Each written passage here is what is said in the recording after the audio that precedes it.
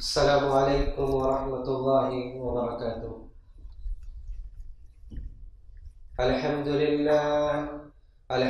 للہ نحمده ونستعینه ونستغفره ونؤمن به ونتوکل علیہ ونعوذ باللہ من شرور انفسنا ومن سیئات اعمالنا، من يهده الله فلا مضل له ومن يضلله فلا هادي له، وأشهد أن لا إله إلا الله وحده لا شريك له، وأشهد أن محمدا عبده ورسوله. يا أيها الذين آمنوا اتقوا الله حق تقاته ولا تموتن إلا وأنتم مسلمون.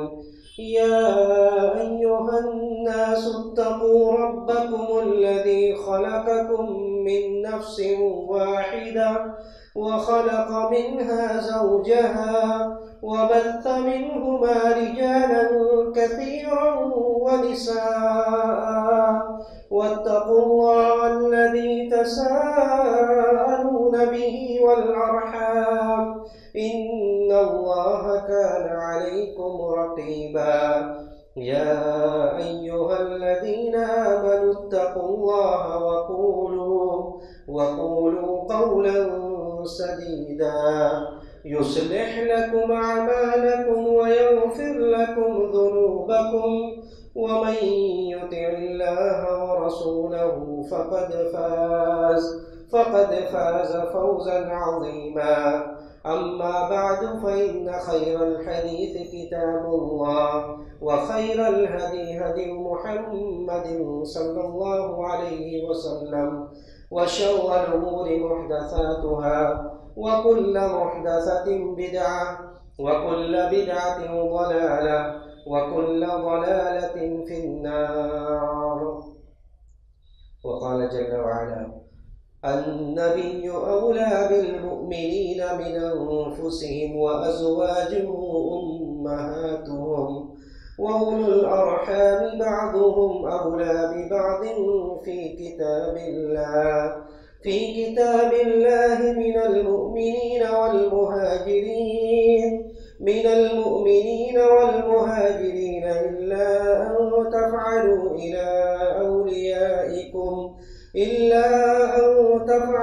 إلى أوليائكم معروفا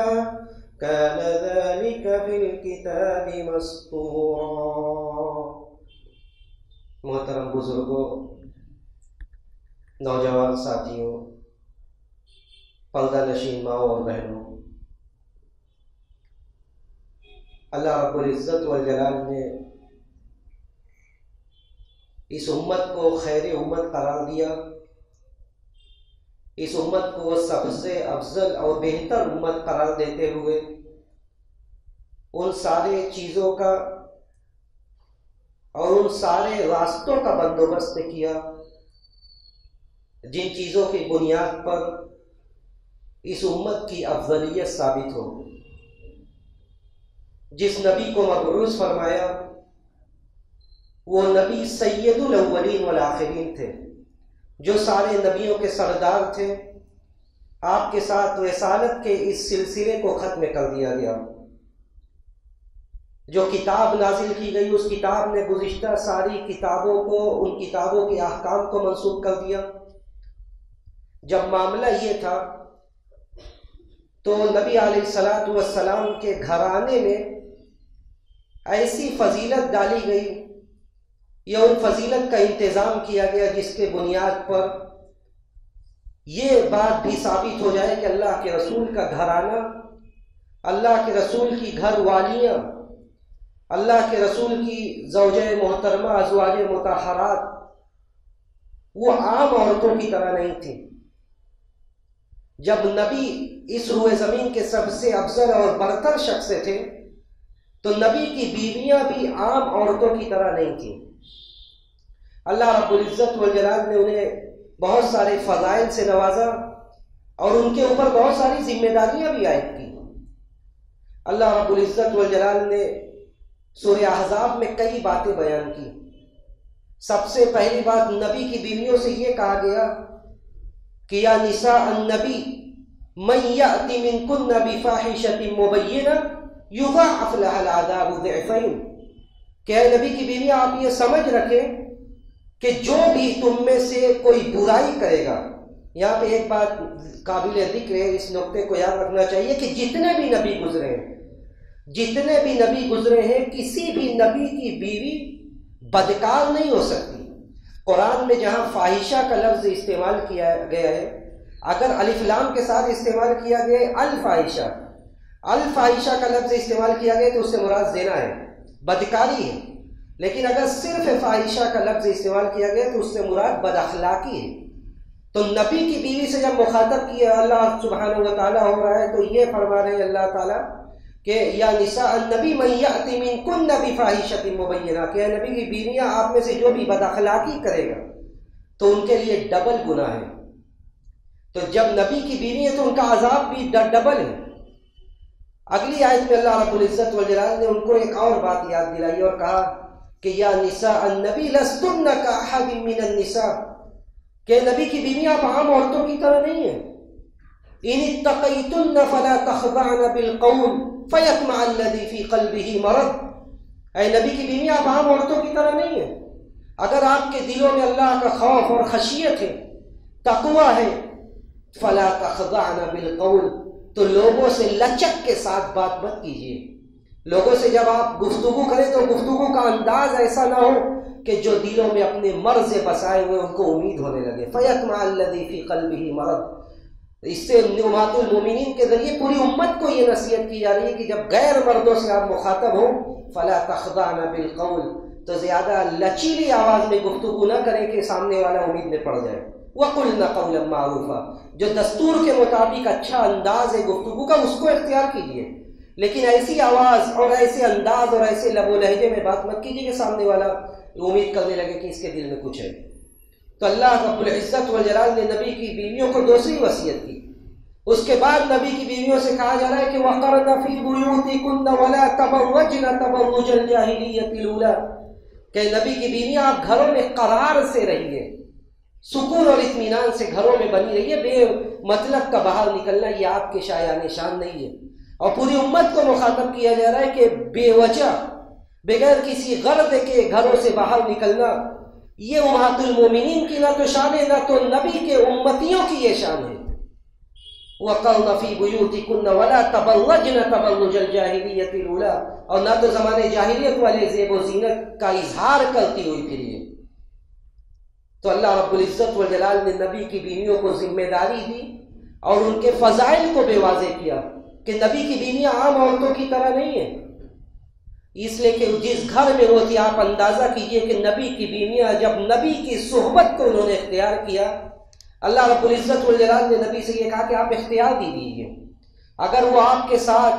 اس ایسی زندگی آپ جس طرح زہد کی زندگی گزارتے اگر وہ ایسی زندگی نہیں جی سکتی تو آپ اختیار بھی دے دیجئے، وہ چاہے تو آپ کے ساتھ رہیں اور چاہے تو دنیا کو اختیار کر لیں۔ ساری امہات المومنین نے کہا کہ ہم اللہ اور اس کے رسول کو اختیار کرتے، جو اللہ اور اس کے رسول جس زندگی کو جس طرح جیتے اسی طرح ہم بھی جئیں گے۔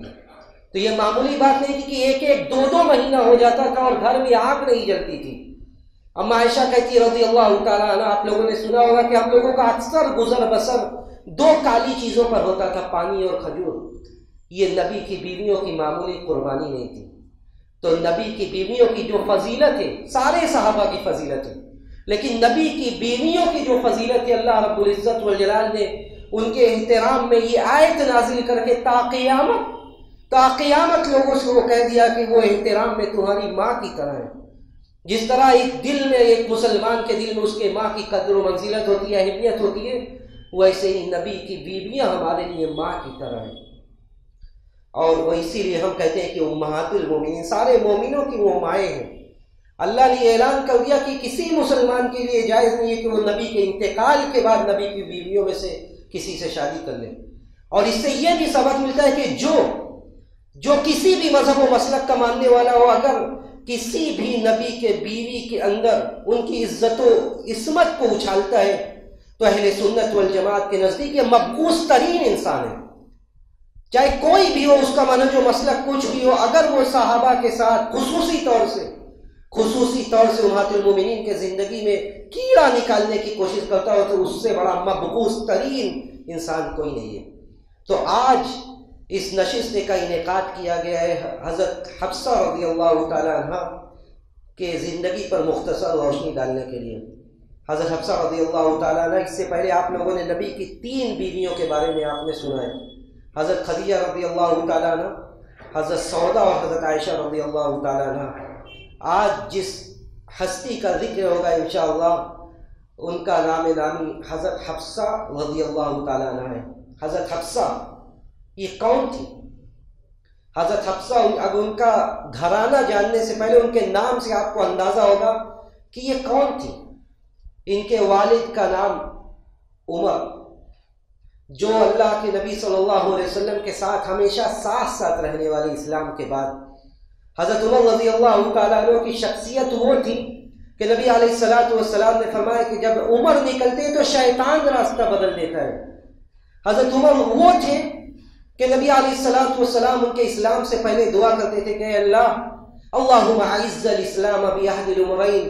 کہ اللہ تو ایک ابو جہل اور حضرت عمر کے بارے میں نبی علیہ السلام دعا کرتے تھے کہ اللہ تو ان دونوں میں سے کسی کے ذریعے اسلام کو تقویت دے دے، اسلام کو عزت دے دے۔ وَكَانَ عُمَرُ وَأَحَبُّ إِلَيْهِ، اور حضرت عمر زیادہ محبوب تھے، آپ زیادہ چاہتے تھے کہ عمر اسلام لے آئے۔ حضرت عمر وہ تھے جو نبی کے بعد دوسرے خلیفہ تھے۔ حضرت عمر وہ تھے جن کے بارے میں نبی علیہ السلام نے کہا کہ میرے بعد جن لوگوں کے سنت کو لازم پکڑو، جن کے طریقے کو تم دیکھو، اس میں ابو بکر اور عمر تھے۔ نبی کا جہاں بھی ذکر آتا نبی علیہ السلام کے بارے میں آپ یہی راوی حدیث یہی کہتے کہ نبی و ابو بکر و عمر، کہ آپ کہیں بھی آپ کے ساتھ ابو بکر اور عمر ہیں۔ تو ان کے والد اب حضرت عمر بن خطاب رضی اللہ تعالیٰ عنہ۔ حضرت حفصہ کی ماں کون تھی؟ حضرت حفصہ کی ماں زینب بنت مظعون رضی اللہ تعالیٰ عنہ، جو بھائی تھی عثمان ابن مظعون کی۔ اور عثمان ابن مظعون رضی اللہ تعالیٰ عنہ وہ صحابی تھے جن کا انتقال نبی علیہ السلام کی زندگی میں ہوتا ہے۔ جب ان کی لاش رکھی جاتی ہے، اللہ کے رسول صلی اللہ علیہ وسلم آتے ہیں، آ کر ان کو بوسہ لیتے ہیں، اور اللہ کے رسول صلی اللہ علیہ وسلم اس قدر غمگین ہوتے ہیں ان کے وفات پر کہ جب ان کو بوسہ لیتے ہیں تو آپ کا آنسو ان کے رخسار پر ٹپکنے لگتا ہے، آپ کا آنسو ان کے رخسار پر ٹپکنے لگتا ہے، آپ رونے لگتے ہیں۔ اس کے بعد حضرت عثمان بن مظعون رضی اللہ تعالیٰ عنہ سے مخاطب ہو کے اللہ کے رسول کہتے ہیں، ان کو لقب دیتے ہیں، ان کو یاد کرتے ہیں کہ السلف الصالح۔ حضرت عثمان بن مظعون کو آپ کہتے ہیں کہ یہ بہترین سلف تھے، اور حضرت عثمان بن مظعون سے آپ کہتے ہیں کہ آپ نے دنیا سے کچھ نہیں لیا، آپ نے دنیا کو اس حال میں چھوڑا ہے کہ آپ نے دنیا سے کچھ نہیں لیا۔ تو حضرت عثمان بن مظعون رضی اللہ تعالیٰ عنہ اللہ کے رسول صلی اللہ علیہ وسلم کے چہیتے صحابہ میں سے ایک تھے۔ حضرت حفصہ کے بھائی کون تھے؟ عبداللہ ابن عمر، جن کے بارے میں نبی علیہ السلام نے یہ کہا کہ نعم الرجل عبداللہ، اور عبداللہ ابن عمر کو یہ بشارت کتنے سال کی عمر میں ملی؟ عبداللہ ابن عمر شباب الصحابہ میں سے تھے، جو نوجوان صحابہ کی جماعت تھی اس میں عبداللہ ابن عمر سب سے آگے تھے۔ نبی کی کوئی سنت دیکھ لیتے سب سے پہلے اس پر عمل کرنے والے تھے عبداللہ ابن عمر۔ عبداللہ ابن عمر کے بارے میں نبی علیہ السلام نے ان 16-17 سال کی عمر رہی ہوگی جب آپ نے یہ کہا تھا کہ نعم الرجل عبداللہ لو کان یقوم من اللیل۔ حضرت عبداللہ ابن عمر وہ تھے جن کی عبادت کا انداز یہ تھا کہ نافع ان کے شاگرد ہیں، نافع سے لوگ پوچھتے ہیں کہ عبداللہ ابن عمر کے بارے میں نبی علیہ السلام نے ایسا کیوں کہا، کیا خوبیاں تھیں ان کے اندر، کیا صفات تھے عبداللہ کے اندر؟ تو ان کے شاگرد نافع کہتے ہیں کہ انتم لا تستطيعون، تم لوگ نہیں کر سکتے۔ عبداللہ جو کرتے تھے، عبداللہ کا جو انداز تھا عبادت کا، وہ تم لوگ نہیں کر سکتے۔ نافع سے لوگ پوچھتے ہیں کہ پھر بھی بتلاؤ کرتے کیا تھے، اخبرنا لعلنا نقتدی بک، بتلاؤ شاید ہم اس کی کوشش کریں اس طرح بننے کی۔ تو نافع نے کہا کہ الصلاۃ تلو الصلاۃ وبینہما القرآن، کہ پے در پے نفلی نمازیں اور بیچ میں تلاوت قرآن۔ یہ تھی عبداللہ ابن عمر، جس کا بھائی ایسا ہو، جس کے باپ عمر ہو، جس کی ماں اس زینب بنت مظعون، عثمان ابن مظعون جیسے ان کے بھائی ہوں، ان کے چچا زید ابن خطاب جو بدری صحابی تھے، غزوہ بدر میں شرکت کرنے والے لوگوں میں ان کے چچا حضرت حفصہ کے چچا زید ابن الخطاب بھی تھے، جن کا پورا گھرانہ فیملی بیک گراؤنڈ ایسا ہو، ان کی ذات سے کے بارے میں ہم کیا سوچ سکتے ہیں کہ وہ کیسی رہی ہوگی۔ حضرت حفصہ رضی اللہ تعالیٰ عنہ کی پیدائش جب ہوتی ہے تو حضرت حفصہ کی پیدائش اس سال ہوتی ہے جب مکہ میں ایک بڑا عظیم معاملہ اس وقت سرگرم ہوتا ہے، قریش اسی میں لگے ہوتے ہیں، اور وہ واقعہ ہوتا ہے کہ خانہ کعبہ کی جو پرانی تعمیر تھی، بہت سال سے وہ خانہ کعبہ کی تعمیر اثر نو نہیں ہوئی تھی، اور ہوا اسی درمیان یہ ہوا کہ ایک سیلاب آیا جس سے اس کی عمارت اور ڈھہ گئی،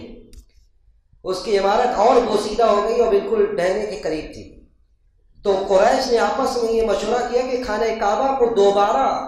نئے سرے سے اس کی تعمیر کی جائے، اور دیکھیے اس وقت بھی قریش کے اندر اللہ کے گھر کو لے کر اس کی حرمت کا کیا مزاج تھا کہ قریش نے یہ کہا کہ کوئی بھی غلط رقم اس خانہ کعبہ کی تعمیر میں نہیں لگے گی، سود کی رقم، چوری کی رقم، جو اپنا جسم بیچ کر رقم کماتی ہے، ایسی اس طرح کی کوئی بھی رقم اس میں نہیں لگے گی۔ لوگوں نے پیسہ جمع کیا، اس کے بعد خانہ کعبہ کی تعمیر شروع ہوئی، اور ان کے اندر اتنا خوف تھا کہ اس کو مارنے کے لیے، یعنی گرانے کے لیے، نیا بنانے کے لیے گرانا ضروری ہے، تو کوئی گرانے کے لیے پہلی بار مارنے کے لیے تیار نہیں ہو رہا تھا۔ ان کے اندر اتنا خوف تھا کہ ایسا نہ ہو کہ اللہ کے گھر پر ہم پہلی بار مارے کدال یا پھاوڑا اور ہم کسی عذاب میں مبتلا ہو جائیں۔ پھر جب ایک بندے نے مارا تو ان کو دیکھتے ہوئے سب نے مارنا شروع کیا۔ تو جب یہ خانہ کعبہ بننے لگا تو اس درمیان اختلاف یہ ہوا کہ جب وہ بن گئے اس کے بعد اختلاف یہ ہوا کہ حجر اسود جو ہے، حجر اسود اپنی جگہ پر کیسے جائے گا۔ جو لوگ اس میں سروا کے آگے تھے، سارے قبائل کے بڑے لوگ یہ چاہتے تھے کہ ہم خانہ کعبہ کو اس کی جگہ پر رکھیں گے، ہم خانہ کعبہ کو اس کی جگہ پر لے جائیں گے۔ لوگوں میں اختلاف ہو گیا، اور یہ ایک اختلاف کرنے لائق بات بھی تھی کہ خانہ کعبہ اور اس میں بھی حجر اسود جو کہ جنت سے نازل کیا گیا تھا، یہ پتھر معمولی پتھر نہیں تھا۔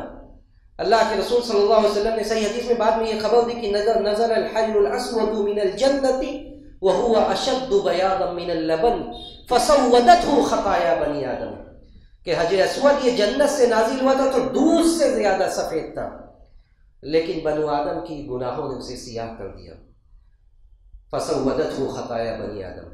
تو اختلاف ہوا لوگوں کا، اختلاف کے بعد اتفاق اس بات پر ہوا کہ جو آدمی کل صبح سب سے پہلے حرم میں آئے گا، سب سے پہلے جسے دیکھا جائے گا، وہی آدمی ہمارا حکم اور فیصل بنے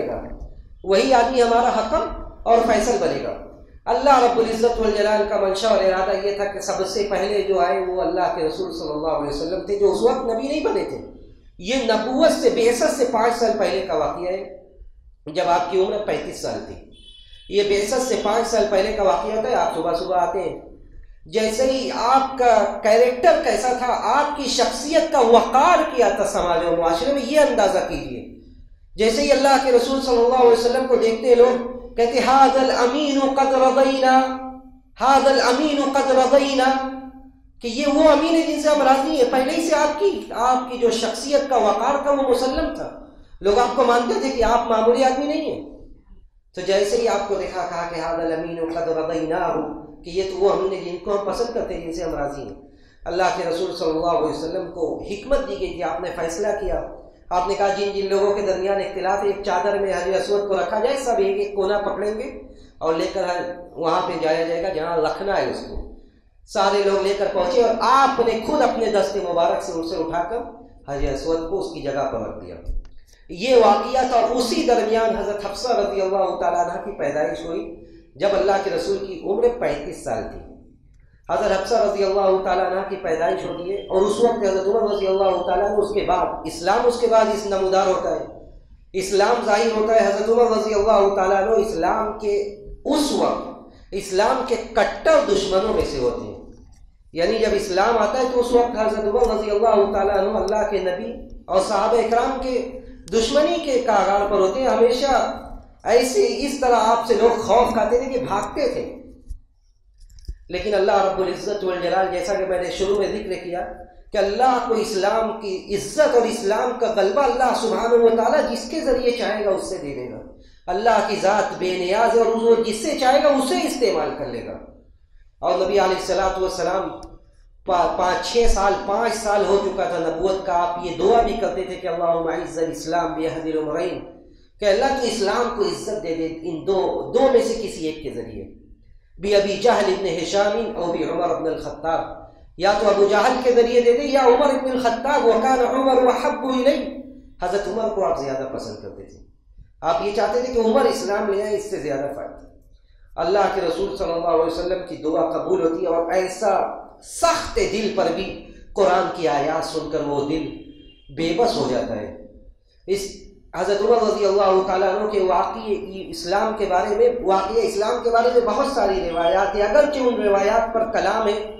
لیکن ان روایات سے اتنا بھی استناس کیا جا سکتا ہے کہ حضرت عمر رضی اللہ تعالیٰ عنہ جب اسلام لے آئے، اس وقت عرب کے لوگوں کے اندر اسلام کے لیے کیا فیلنگز اور کیا احساس تھا، کس قدر وہ برا مانتے تھے۔ حضرت عمر رضی اللہ تعالیٰ عنہ چپکے سے آتے، ایک مرتبہ انہیں باہر سونا پڑتا ہے، وہ اللہ کے رسول صلی اللہ علیہ وسلم کے پیچھے وہ خانہ کعبہ پہنچ جاتے ہیں،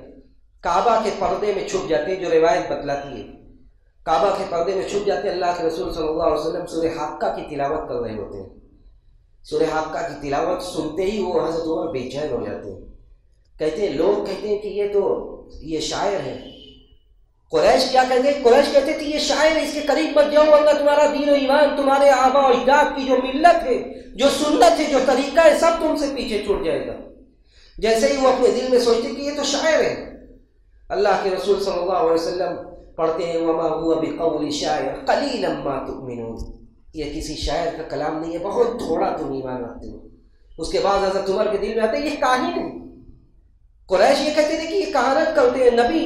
یہ کوئی نبی بھی نہیں ہے بلکہ یہ کہانت کرتے ہیں۔ ویسے ہی اللہ رب العزت والجلال کو حضرت عمر کو یہ سنانا مقصود تھا کہ ولا هو بقول کاہن قلیلا ما تذکرون، یہ کوئی کاہن کا کلام نہیں ہے، یہ کسی کاہن کا کلام نہیں ہے، بہت کم نصیحت تم حاصل کرتے ہو۔ یہ دونوں آیات نے ان کے دل میں اثر کیا،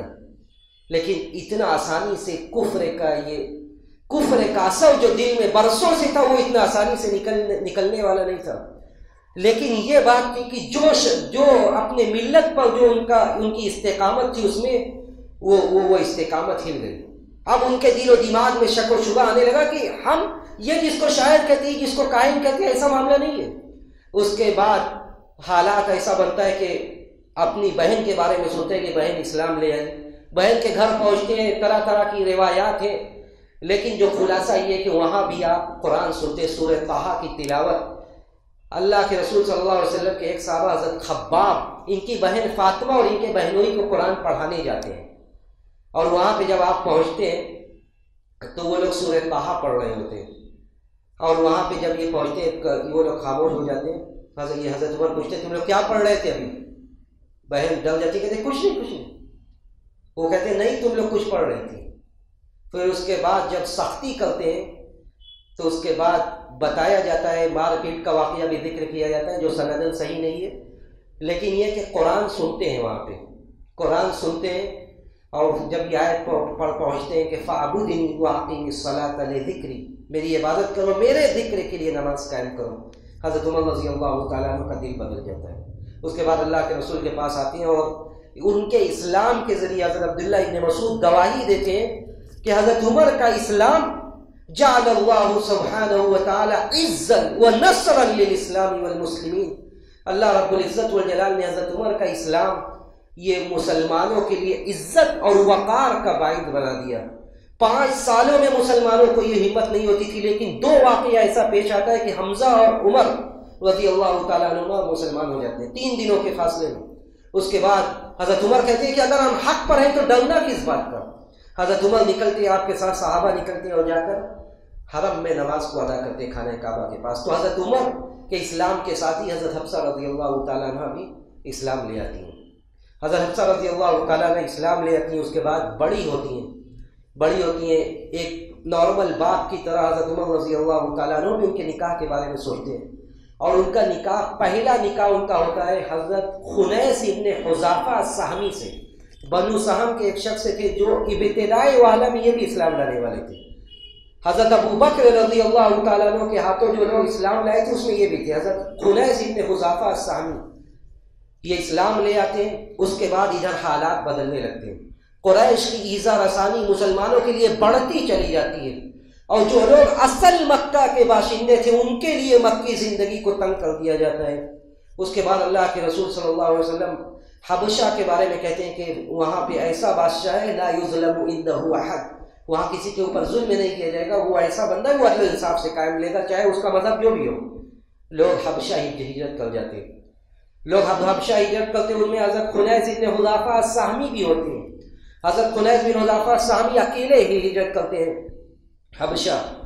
حبشہ ہجرت کر کے جب واپس آتے ہیں ان کو خبر لگتی ہے کہ مکہ میں اب حالات نارمل ہو رہا ہے، صحیح ہو رہا ہے، واپس چلے جاتے ہیں.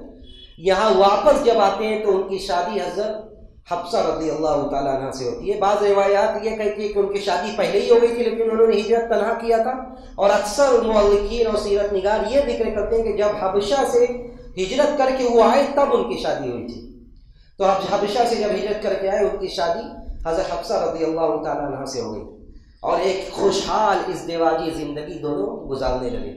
اس کے بعد حالات بگڑتا گیا اور یہ فیصلہ ہوا کہ اب مسلمانوں کو مکہ چھوڑ کر مدینہ ہجرت کر جانا ہے. اب مسلمانوں کے لیے یہ مکہ کی زندگی یہ راس نہیں آ رہی ہے، ایذائیں بڑھتی جا رہی ہیں. تو صحابہ اکرام کو اللہ کے رسول صلی اللہ علیہ وسلم نے اجازت دی کہ اب مکہ کو چھوڑ کر مدینہ ہجرت کیا جائے. اور اس میں یہ جوڑا بھی حضرت خنیس بن حذافہ السہمی اور حضرت حفصہ بنت عمر بن الخطاب رضی اللہ تعالیٰ عنہ یہ دونوں بھی ہجرت کر کے گئی. ایک بات قابل ذکر ہے کہ حضرت عمر رضی اللہ تعالیٰ عنہ کا گھرانہ جو تھا، میں یہ بات بار بار کہتا ہوں کہ صحابہ اکرام نے اسلام کے لیے جو قربانیاں دی ہیں وہ ان قربانیوں کو پڑھیے اور اندازہ کیجیے کہ اس دین کو پہنچانے کے لیے صحابہ اکرام نے کیا کیا ہے. حضرت عمر رضی اللہ تعالیٰ عنہ کا جو گھرانہ کو جو خاندان تھا وہ معمولی خاندان اور گھرانہ نہیں تھا. ان کا تعلق بنو عدی سے تھا، اور بنو عدی وہ لوگ تھے جن کو قریش میں یہ سمجھا جاتا تھا کہ یہ بڑے وقار والے اور ان کو ثالثی اور پنچ بنایا جاتا تھا. جب کوئی معاملہ ہوتا تھا تو بنو عدی کے لوگوں کو ثالثی بنایا جاتا تھا. جب لوگوں کا اختلاف ہوتا تھا تو بنو عدی کے لوگوں کو حکم بنایا جاتا تھا. یہ سارا عظمت و وقار جب ایک بندہ یہ کہتا ہے کہ یہ 360 بتوں کو جو تم پوج رہے ہو ایک اللہ کے مقابلے میں ان کی کوئی حیثیت نہیں ہے، تو سب کچھ ختم ہو جاتے ہیں، سارے لوگ مخالف ہو جاتے ہیں. اور حضرت عمر جیسے انسان کا بھی کچھ نہیں ہوتا اور ان کے پورے گھر کو ہجرت کرنا پڑتا ہے. تو حضرت حفصہ رضی اللہ تعالیٰ عنہ بھی اپنے شوہر کے ساتھ حضرت خنیس بن حذافہ کے ساتھ ہجرت کر کے مدینہ پہنچتی ہیں. مدینہ آتے 2 سال گزرتا ہے. اس کے بعد ایک اسلامی تاریخ کا ایک بڑا مارکہ پیش آتا ہے جو جنگ بدر کے نام سے مشہور ہے. جنگ بدر ہوتی ہے، مسلمانوں کو جو نقصان ہوتا ہے، جو لوگ اس میں شہید ہوتے ہیں یا جو لوگ زخمی ہوتے ہیں، 70 لوگ شہید ہوتے ہیں، اور ان کے علاوہ جو لوگ زخمی ہوتے ہیں ان میں حضرت خنیس بن حذافہ بھی ہوتے ہیں. حضرت خنیس رضی اللہ تعالیٰ عنہ زخمی ہو کر جب غزوہ بدر سے لوگ لوٹتے ہیں تو اس میں یہ بھی ہوتے ہیں کچھ دنوں تک بیمار رہتے ہیں، اور بیماری کے بعد اسی بیماری کی وجہ سے ان کا انتقال ہو جاتا ہے. اب اندازہ کیجئے کہ یہ کتنی بڑی مصیبت تھی کہ ایک 22 سالہ یا 21 سالہ لڑکی بیوہ ہو جاتی ہے. حضرت خنیس بن حذافہ السہمی رضی اللہ تعالیٰ عنہ کا انتقال ہو جاتا ہے. حضرت حفصہ اکیلی پڑ جاتی ہے. وقت گزرتا ہے، ایک باپ کو فکر ستانے لگتی ہے کہ ایک جوان بیٹی اس کے گھر میں جو اپنی اس جوانی کی مدت کو بڑی مایوسی کے ساتھ گزار رہی ہے. حضرت عمر رضی اللہ تعالیٰ عنہ سے رہا نہیں جاتا اور وہ ایک باپ کی طرح باپ کا جذبہ لیے ہوئے وہ سوچنے لگتے ہیں کہ کون سے ایسے بندے سے ان کا نکاح کر دیا جائے کہ ان کی زندگی میں دوبارہ خوشیاں لوٹ آئیں. اور صحابہ اکرام نے یہ بھی سکھلایا کہ عزت اور وقار کا اس میں کوئی آپ کی عزت میں کمی نہیں آئے گی کہ اگر آپ کسی سے یہ کہہ دیں کہ میرے پاس لڑکی آپ اس سے شادی کر لیجیے. حضرت عمر رضی اللہ تعالیٰ عنہ بھی جاتے ہیں. حضرت عمر رضی اللہ تعالیٰ عنہ حضرت ابو بکر سے کہتے ہیں کہ میرے پاس لڑکی ہے، شادی کر لیجیے. حضرت ابو بکر رضی اللہ تعالیٰ عنہ جواب نہیں دیتے. اس کے بعد حضرت ابو بکر رضی اللہ تعالیٰ عنہ کے بعد حضرت عثمان رضی اللہ تعالیٰ عنہ سے حضرت عمر کہتے ہیں کہ آپ شادی کر لیجیے، اس لیے کہ اسی درمیان جب غزوہ بدر سے لوگ واپس آتے ہیں تو حضرت عثمان رضی اللہ تعالیٰ عنہ کی زوجہ محترمہ حضرت رقیہ کا انتقال ہو جاتا ہے، اور اسی وجہ سے حضرت عثمان نے غزوہ بدر میں شرکت نہیں کی تھی۔ جب مسلمان غزوہ بدر میں جانے لگے تو حضرت عثمان رضی اللہ تعالیٰ عنہ کو اللہ کے رسول نے چھوڑ دیا تھا، کیونکہ حضرت رقیہ کی طبیعت بہت زیادہ خراب تھی اور ان کے ساتھ حضرت اسامہ بن زید کو۔ تو جب حضرت رقیہ کا انتقال ہو جاتا ہے حضرت عثمان رضی اللہ تعالیٰ عنہ سے حضرت عمر کہتے ہیں کہ آپ شادی کر لیجیے۔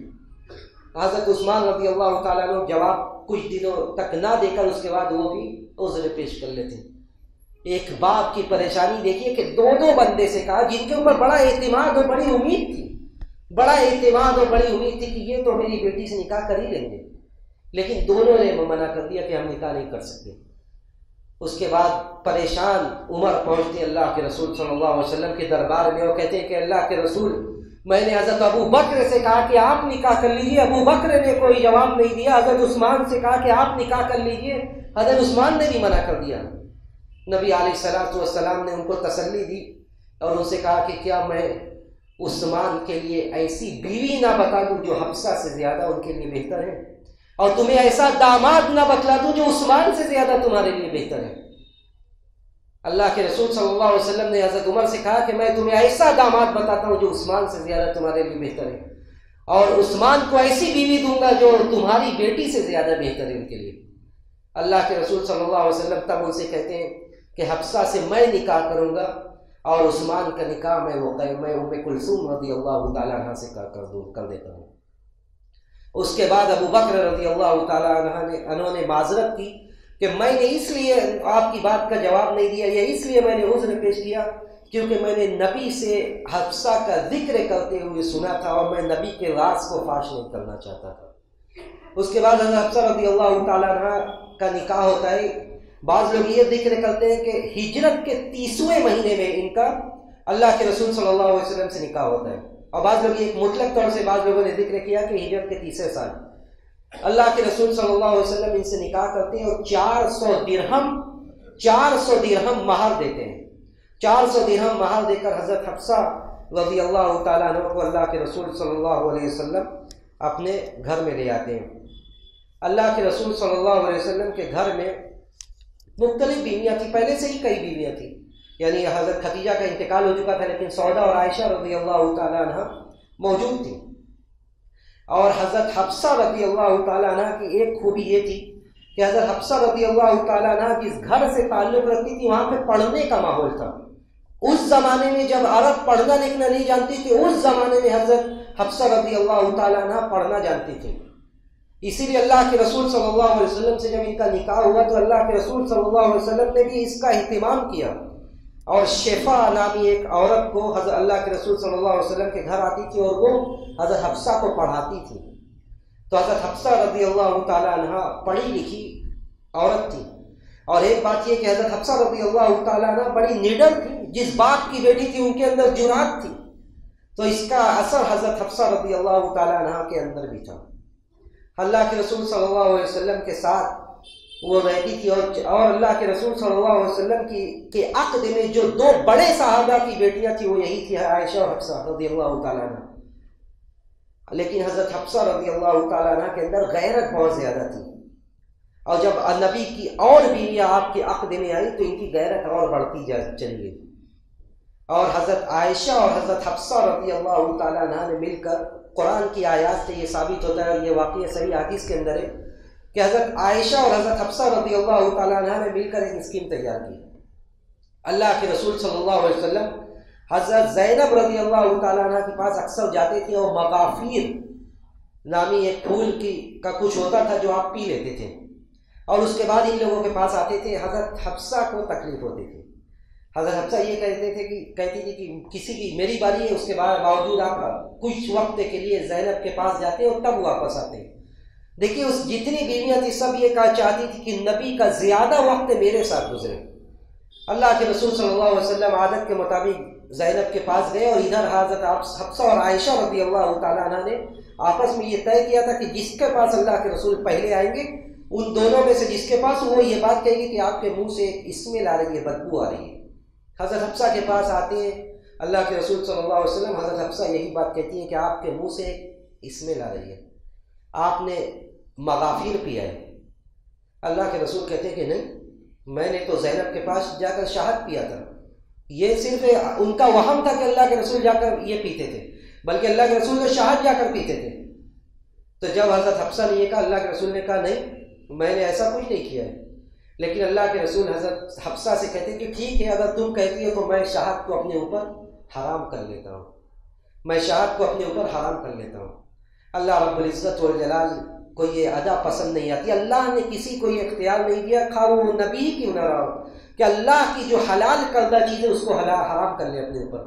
اللہ نے آیات نازل کی اور کہا، یا ایھا النبی لم تحرم ما احل اللہ لک تبتغی مرضات ازواجک،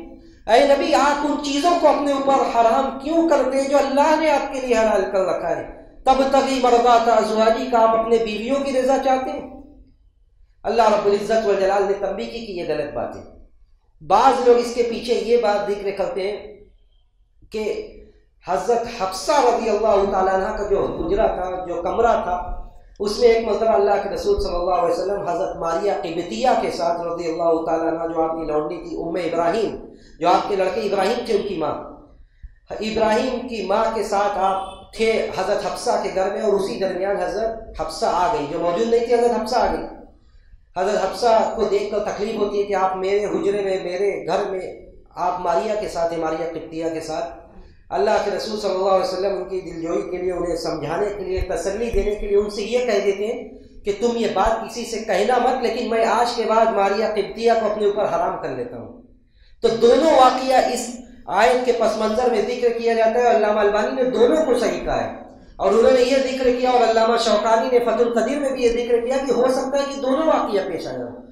دونوں واقعہ پیش آیا، اور اس کے بعد اللہ نے یہ آیت نازل کی کہ یا ایھا النبی لم تحرم ما احل اللہ لک تبتغی مرضات ازواجک، اپنے نبی، اپنے بیویوں کی رضا کے لیے اے نبی آپ حلال کردہ چیزوں کو اپنے اوپر حرام نہ کریں۔ ادھر اللہ کے رسول نے حفصہ سے یہ کہا کہ کہیے گا مت کسی سے۔ حفصہ رضی اللہ تعالیٰ عنہ چونکہ حضرت عائشہ کے بہت قریب تھی، دونوں کی آپس میں بات ہوتی تھی، حضرت عائشہ کو بھی پتہ چل گیا۔ ادھر اللہ رب العزت والجلال نے نبی کو وحی کے ذریعے یہ خبر دی، اللہ نے آیت کے ذریعے یہ بھی بتلا دیا، وَإِذَا سَوَّى النَّبِيُّ إِلَىٰ بَعْضِ أَزْوَاجِهِ حَدِيثًا فَلَمَّا نَبَّأَتْ بِهِ وَأَظْهَرَهُ اللَّهُ عَلَيْهِ، کہ اللہ نے، نبی نے یہ کہا تھا بتلانا مت، انہوں نے جا کے بتلایا، اور اللہ نے پھر وحی کے ذریعے خبر دے دی کہ ایسا اور ایسا معاملہ ہوا ہے۔ تو اللہ کے رسول صلی اللہ علیہ وسلم حفصہ کو پوری بات نہیں بتلاتے، لیکن ان کو یہ بتلا دیتے کہ تم سے میں نے جو راز، جو عہد و پیمان لیا تھا وہ تم نے بتلا دیا ہے۔ اس کے بعد یہ ذکر کیا جاتا ہے، اور یہ اس حدیث کو بھی امام حاکم نے اور امام ذہبی نے صحیح قرار دیا ہے کہ اللہ کے رسول صلی اللہ علیہ وسلم اس کے بعد حضرت حفصہ کو طلاق دے دیتے ہیں، حضرت حفصہ کو ایک طلاق دیتے ہیں۔ اللہ کے رسول صلی اللہ علیہ وسلم کس کو؟ حضرت حفصہ کو طلاق دے دیتے ہیں، حضرت حفصہ کو طلاق دیتے ہیں، لیکن یہ طلاق ان کے فضیلت اور ان کے عظمت کا ایک پہلو ثابت ہوتا ہے۔ اللہ کے رسول صلی اللہ علیہ وسلم انہیں طلاق دے دیتے ہیں، ادھر اللہ رب العزت والجلال آسمان سے جبرائیل کو بھیجتا ہے اور کہتا ہے کہ اے نبی ارجعها، رجوع کر لیجئے۔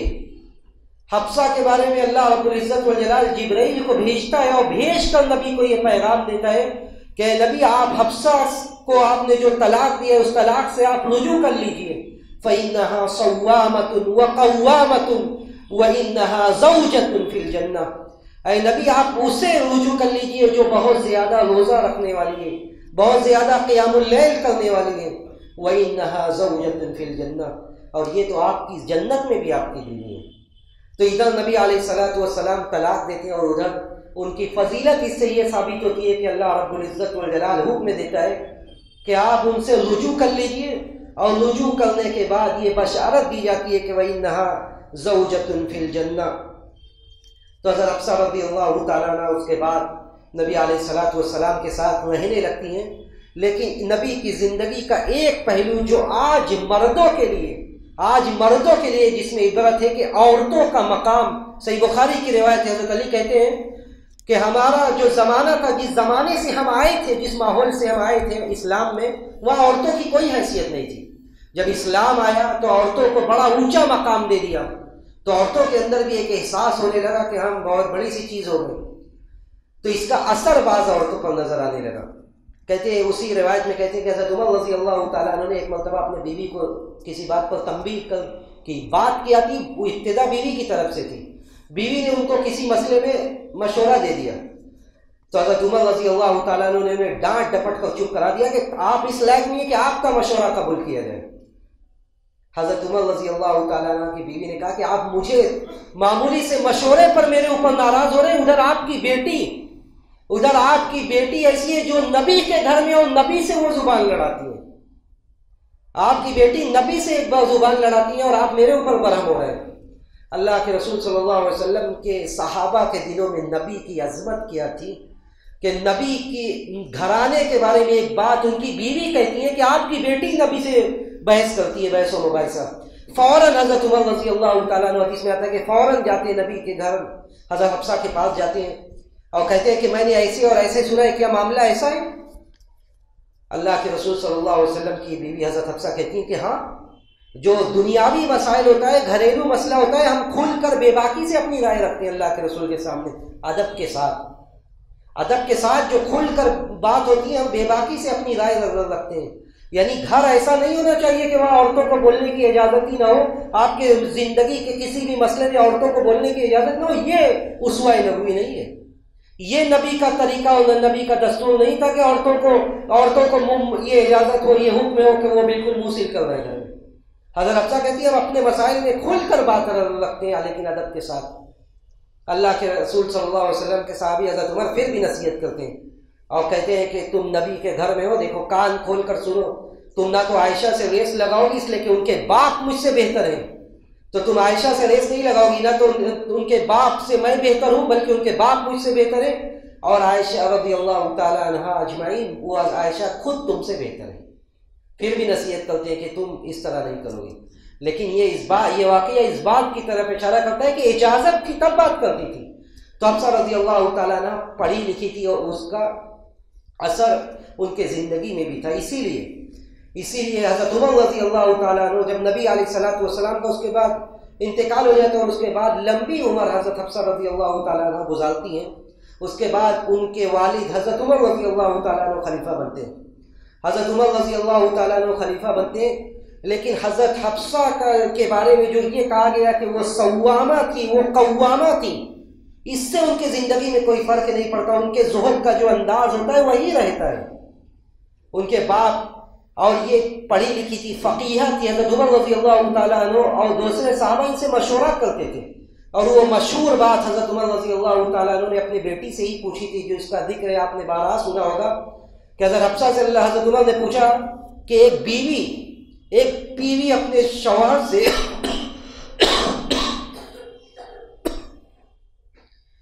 حضرت حفصہ سے حضرت عمر رضی اللہ تعالیٰ عنہ نے پوچھا کہ ایک بیوی اپنے شوہر سے کتنے دن دور رہ سکتی ہے؟ اگر اس کا شوہر چھوڑ کر چلا جائے کہیں باہر کام کے لیے، غزوہ کے لیے، جنگ کے لیے، تو کتنے دن برداشت کر سکتی ہے؟ حضرت حفصہ رضی اللہ تعالیٰ عنہ نے کہا کہ 4 مہینے یا 6 مہینے۔ یہ 4 مہینہ یا 6 مہینہ یہی اقصی مدت ہے، زیادہ سے زیادہ 4 مہینے یا 6 مہینے ایک شوہر اپنے بیوی سے دور رہ سکتا ہے۔ تو حضرت حفصہ رضی اللہ تعالیٰ عنہ سے لوگ مشورہ کرتے تھے، حضرت عمر رضی اللہ تعالیٰ عنہ جیسے جلیل القدر صحابی بھی اپنے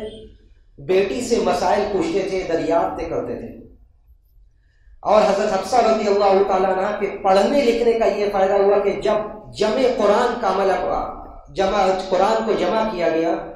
دیکھیں اللہ کے رسول کے زمانے میں جب وحی کا نزول ہوتا تھا تو قرآن کو کہیں بھی لکھ لیا جاتا تھا، کہیں پتوں پر، کہیں چمڑا کے ٹکڑوں پر کسی نے لکھ لیا اور وہ متفرق منتشر تھی۔ اس کے بعد حضرت ابو بکر رضی اللہ تعالیٰ عنہ نے اسے ایک جگہ جمع کر لیا جو کچھ لکھا گیا تھا، اور یہ جو تیار کیا گیا اس مصحف کو حضرت ابو بکر کے بعد یہ مصحف حضرت عمر کے ہاتھ میں آئی، اور حضرت عمر رضی اللہ تعالیٰ عنہ نے اپنی وفات سے پہلے کی اپنی بیٹی حضرت حفصہ کے حوالے کر دیا۔ دیکھیے جو اہل علم ہوتے ہیں انہی کے یہاں علم کا اور علمی وراثت کی قدر ہوتی ہے، کتابوں کی قدر یہ اہل علم جانیں گے، جن کے پاس علم نہیں ان کو کیا پتہ یہ کہ کتابوں کی قیمت کیا ہے۔ اور اسی لیے اکثر بڑے بڑے گھرانوں کے بارے میں آپ نے سن رکھا ہوگا اور دیکھا ہوگا کہ ایک نسل ختم ہو جانے کے بعد بڑے بڑے مکتبات، بڑی بڑی لائبریریاں بالکل ویران اور برباد ہو گئی، اس لیے کہ کوئی علمی ماحول نہیں بچا۔ تو حضرت حفصہ رضی اللہ تعالیٰ عنہ کے پاس یہ مصحف آ گیا۔ اس کے بعد حضرت عثمان رضی اللہ تعالیٰ عنہ کا زمانہ آیا۔ حضرت عثمان رضی اللہ تعالیٰ عنہ کا جب زمانہ آیا تو حضرت حذیفہ رضی اللہ تعالیٰ عنہ جو ملک شام جنگ کے لیے جاتے، جب شام سے واپس آتے ہیں تو حضرت عثمان رضی اللہ تعالیٰ عنہ سے ایک بات کہتے ہیں، اپنا ایک خدشہ ظاہر کرتے ہیں، کہتے ہیں میں شام گیا میں نے وہاں جا کے ایک بات محسوس کی کہ لوگوں کے درمیان قرآن کو لے کر بڑا اختلاف ہو رہا ہے، لہجے میں اختلاف ہے، لہجے میں اختلاف ہے، کوئی کسی لفظ کو کسی طرح پڑھ رہا ہے، کوئی کسی لفظ کو کسی طرح پڑھ رہا ہے، اور سب خود کو صحیح ثابت کر رہے ہیں۔ تو ضروری ہے کہ آپ اس بڑے اختلاف کے اندیشے سے پہلے آپ ایک قرآن بنا دیجئے، ایک مصحف مقرر کر دیجئے، اور اسی کو سارے امصار میں، سارے شہروں میں اور اسلامی سلطنت میں بھیج دیجئے، لوگ اسی کو مانیں گے اور اسی سے پڑھیں گے۔ تو اس وقت حضرت عثمان رضی اللہ تعالیٰ عنہ حضرت حفصہ کے پاس سے وہ مصحف منگواتے ہیں جو حضرت عمر رضی اللہ تعالیٰ عنہ نے ان کے حوالے کیا تھا۔ حضرت حفصہ سے منگواتے ہیں اور اس کے بعد مختلف مصاحف کو تیار کیا جاتا ہے اور تیار کر کے سارے اسلامی سلطنت میں بھیج دیا جاتا ہے۔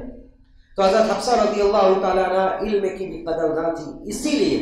اللہ کے رسول صلی اللہ علیہ وسلم کی جو احادیث، اس لیے کہ امہات المومنین کو ایک حکم یہ بھی دیا گیا تھا کہ وَاذْكُرْنَ مَا يُتْلَىٰ فِي بُيُوتِكُنَّ مِنْ آيَاتِ اللَّهِ وَالْحِكْمَةِ، کہ اللہ کے گھر میں جو بھی اللہ کی آیات پڑھی جا رہی ہے آپ اسے یاد کریے، یعنی اسلام کو پھیلانے کی ایک ذمہ داری ان کے حوالے کی گئی تھی۔ تو حضرت حفصہ رضی اللہ تعالیٰ عنہ نے بھی بہت ساری حدیثیں اللہ کے رسول سے سن کر بیان کی ہیں۔ دو حدیثیں بڑی مشہور ہیں جو میں آپ سے ذکر کرنا چاہتا ہوں۔ ایک تو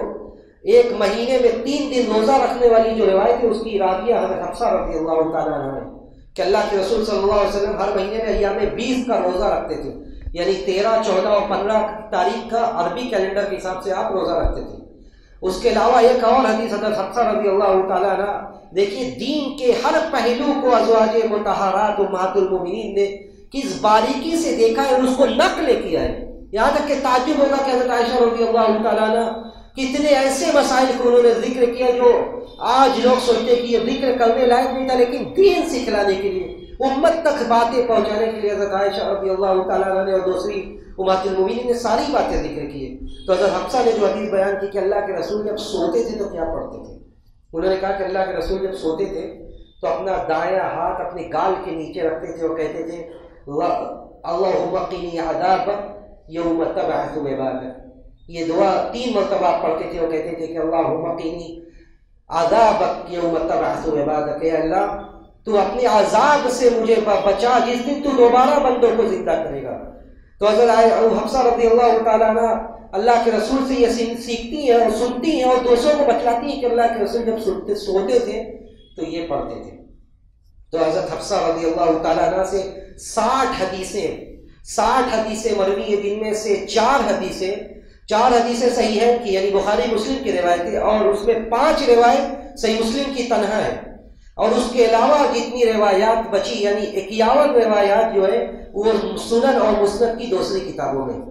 یعنی یہ کہ پورے کتب 6 میں ان کی روایات موجود ہیں۔ بہت زیادہ روایات تو نہیں ہے، لیکن اللہ کے رسول صلی اللہ علیہ وسلم سے سن کر انہوں نے بھی اور اپنے باپ حضرت عمر رضی اللہ تعالیٰ عنہ سے بھی سن کر انہوں نے حدیث کو روایت کیا ہے۔ ان کے زہد کا عالم کیا تھا اور دنیا سے بیزاری کی جب وفات کا وقت قریب آتا ہے تو اپنے بیٹے اپنے بھائی عبداللہ کو بلاتے ہیں اور کہتی ہیں کہ آپ ہمارے والد حضرت عمر نے جو وصیت کی تھی وہ یاد ہے نا؟ تو حضرت عبداللہ ابن عمر کہتے ہیں کہ ہاں، یعنی مال کے سلسلے کی وصیت تھی کہ اتنا مال ان کو، اتنا مال ان کو، جو وصیت ان کی تھی وہ پڑھ کے وہ عبداللہ ابن عمر سناتے ہیں۔ حضرت حفصہ کہتی ہیں کہ وصیت جیسے ابا نے کی تھی ویسے ہی اس وصیت کی تنفیذ ہوگی، اور اس کے بعد جو بتلانا مقصود تھا وہ یہ کہ فلاں جگہ پہ جو زمین ہے اس زمین کو میں اللہ کی راہ میں وقف کرتی ہوں، اس زمین کو میں اللہ کی راہ میں وقف کرتی ہوں۔ تو حضرت حفصہ رضی اللہ تعالیٰ عنہ اور جتنی امہات المومنین تھی پوری زندگی انہوں نے اس قدر سادہ سی گزاری کہ آج ہماری عورتوں کے لیے اس میں عبرت ہے، نصیحت ہے۔ حضرت حفصہ رضی اللہ تعالیٰ عنہ کا انتقال اس کے بعد ہوتا ہے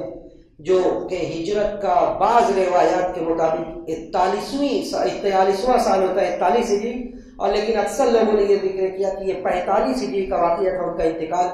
جب خلیفہ حضرت امیر معاویہ رضی اللہ تعالیٰ عنہ تھے اور مدینہ کے گورنر جو تھے وہ مروان ابن الحکم تھے. حضرت حفصہ رضی اللہ تعالیٰ عنہ کا انتقال ہوتا ہے. حضرت حفصہ کے انتقال کے بعد مروان جو تھے وہی نماز جنازہ پڑھاتے خود. مروان نماز جنازہ پڑھاتے، جنازے کو کاندھا دیتے ہیں. حالانکہ ان کے جنازے میں حضرت ابو ہریرہ اور حضرت ابو سعید خدری جیسے بڑے صحابی بھی تھے، لیکن اس کے باوجود مروان نماز پڑھاتے اور جنازے کو کاندھا دیتے. اس کے بعد ان کے قبر میں ان کے بھائی عبداللہ اور ان کے 2 بیٹے یہ سارے لوگ قبر میں اترتے ہیں اور ان کی تدفین عمل میں آتی ہے. اللہ کے رسول صلی اللہ علیہ وسلم کی یہ بیوی اپنی پوری زندگی اللہ کے نبی کے ساتھ اور نبی کے بعد جو بھی گزارا،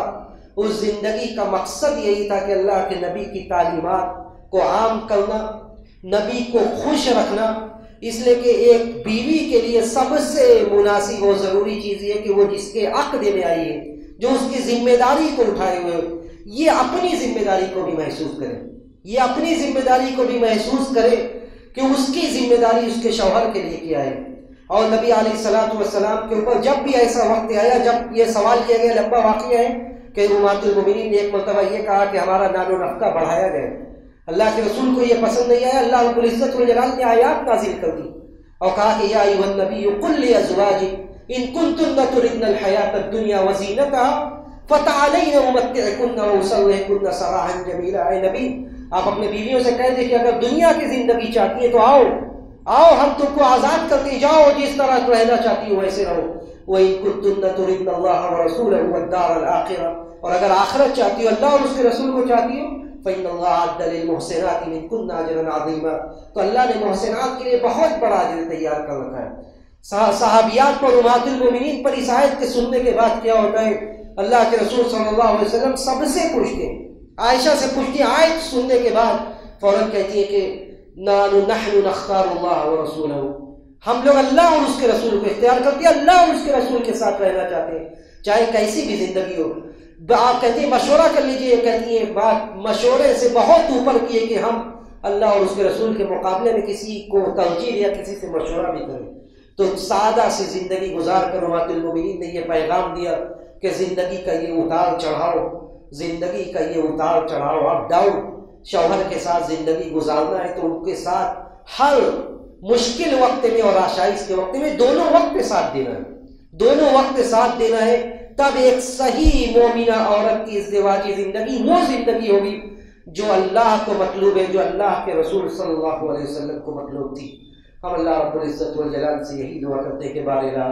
امہات المومنین نے جو بھی خدمات انجام دیے تو انہیں شرف قبولیت سے نواز دے. بار الہ ہمارے ماؤں کی، ہمارے بہنوں کی اصلاح فرما دے.